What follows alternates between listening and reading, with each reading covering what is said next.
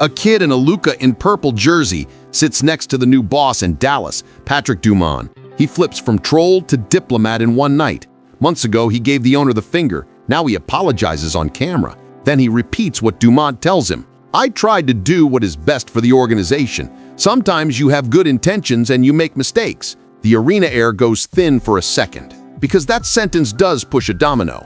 At that exact moment, the owner just told a fan it was a mistake to trust his own GM. How long until the hammer drops on Nico Harrison? 14 hours and 30 minutes. That is a coffee, a nap, and a press release. Dallas fans, send that kid a fruit basket. Now the board resets. A new GM means a new map. The simple move glows in neon. Trade Anthony Davis. Maybe move Kyrie. Build around Cooper Flagg. Dallas lucked into the #1 pick at 1.8%. That is coin flip on a coin that barely exists. Everyone saw the path, except Nico. He would never go full youth build. He's gone now, so the throttle might finally move. You feel that little click in the engine? Before we run forward, let's set the stage properly. Patrick Dumont is not a basketball lifer. His mother-in-law buys the team from Mark Cuban and puts him in the chair. The textbook play for a new owner with low hoops reps is simple. Trust your basketball people. To his credit, he did. When Nico says we are trading Luka, it sounds wild. Dumont shrugs and defers. He once praised the grit of Shai Gilgeous-Alexander. He once called the finals the championship games, like it was a track meet. He stayed in his lane. Good owners often do. Meddling owners get memes and banners. You know the names. And truth be told, Nico had hits. PJ Washington, Daniel Gafford, wings and rim runs around Luka. It worked. They reached the finals. Then Dallas dropped Anthony Davis into a Luka build and pulled the pin on their own roster. Wrong timeline, wrong age curve, wrong medical chart. AD is 6 years older and carries a long file. You can see the problem from space. Trust curdled into regret. Dumont became the most booed man in the building. There is video of him walking to his seat after the trade. The chorus rains down.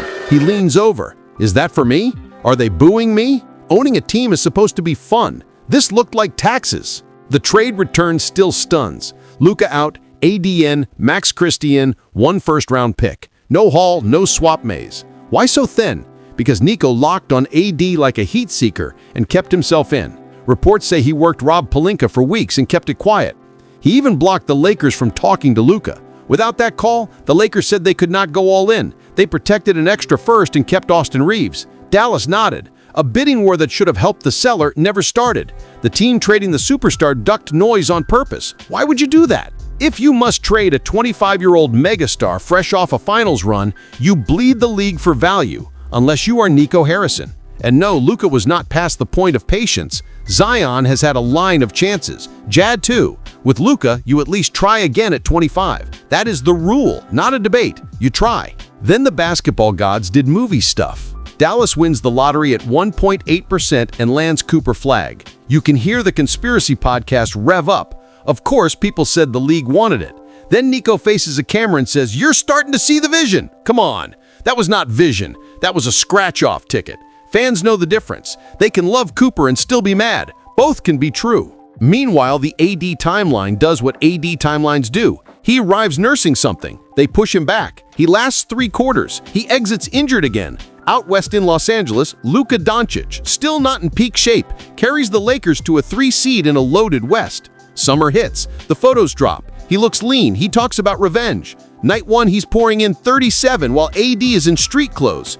People warned us for years. They literally nicknamed the man Street Clothes. You cannot pretend this part was a plot twist. The trust fissures finally spread to the owner's desk. A report says early this week there was a split over bringing AD back fast. Nico pushed to return him to mute the Fire Nico chants. Medical said pump brakes. Dumont, the non-basketball guy, stepped in and said no. When the non-basketball guy blocks the basketball guy on basketball, that partnership is over. The clock is at 10, and the possession arrow is red.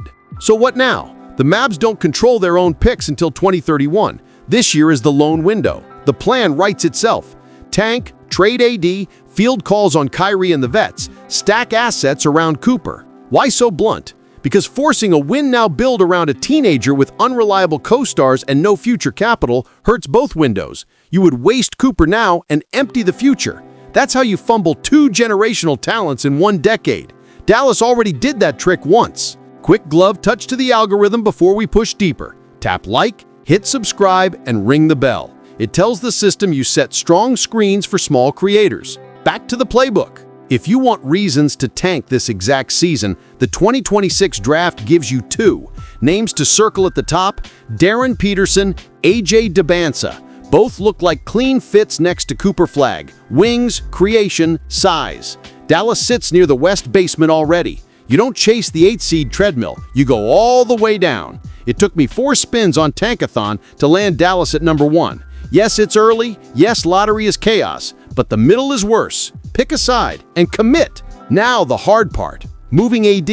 He's still elite when available, which creates a trade paradox. If he plays long enough to spike value, he wins you games you don't want. If he sits, the value stays low. You accept less and move on. That hurts pride. It helps the plan. Likely calls exist. Chicago makes real sense. AD is a hometown kid and has flirted with the idea for years. They look good and want better. Coby White is a clean guard for Cooper's tempo. Miami always hunts stars. AD likes playing the 4. Bam Adebayo can anchor the 5. Those are grown-up fits. There will be more. The point is simple. Do the deal. Rip the bandage. Stop chasing the what if. There is also the culture tax. Dumont can't live in witness protection in his own arena.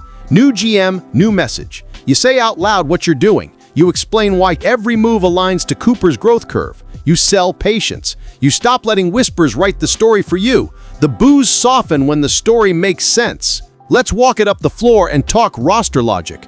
Cooper needs handle partners who can shoot and defend. He needs short roll chemistry. He needs vets who show up in February, not just the first week of April. That's why Coby White looks tidy. That's why low mistake wings matter. You're not hunting a savior. You're building a staircase. One step, then the next. Leave space for Cooper to own possessions without carrying 27-year-old baggage. This is also a cap table problem. Trading AD clears durability risk and opens configurations. You can turn one big contract into 2 medium ones and a pick. You can stagger timelines. You can avoid putting a teen into a must-win-now lab. The old formula broke. You don't tape it back together. You recycle it. Across the bracket, the Lakers part of the story takes care of itself. Luka plus competent role players can hold water. He already dragged a roster to the finals once and earned a 3 seed while still working into shape. With a camp and a plan, the numbers will find you. Shooters will cut. Bigs will catch. That's not Dallas's problem anymore. That's a lesson. Meanwhile, in Dallas, something oddly wholesome is happening far from the front page. A good story is brewing in Milwaukee. Ryan Rollins is breaking out for the Bucks. 2 years ago, his career nearly ended. He was cut from the Wizards after an arrest. The Bucks gave him a second chance. That arc matters. It reminds everyone that talent plus structure can climb out of holes. Not every bet pays. Some do. You want to be the team that creates those wins, not the team that watches them happen elsewhere. Let's reset the shot clock. The owner admitted the mistake. The GM is gone. The path is obvious. Trade AD, explore the Kyrie market, float veterans for picks and functional role players. Protect Cooper's timeline, eat the short-term noise, and grow a real core. Is it fun to say tank in a city that tasted June a minute ago? No, but it's honest and it's necessary. One more quick tap to keep us cooking. Throw a like if you want Dallas to pick a lane. Drop a comment with your best AD trade. If you think tanking is for quitters, say why. If you think patience wins, say how. The comments teach the room. In the end, a kid in a Luka in purple jersey might have told the truth out loud before anyone in a suit did. Mistakes happen. The fix is what counts. Dallas has a teen star, a single clean draft lane this year, and a decision that will define a decade. Choose clarity over chaos. Choose picks over pride. Choose a plan you can explain to a fan sitting courtside in a jersey you don't like. That's how you stop the boos. That's how you start the build. Because this league rewards 2 things: stars and teams that know what they are. Dallas still has a shot at both. The calendar is unforgiving. The window is open right now. Take it.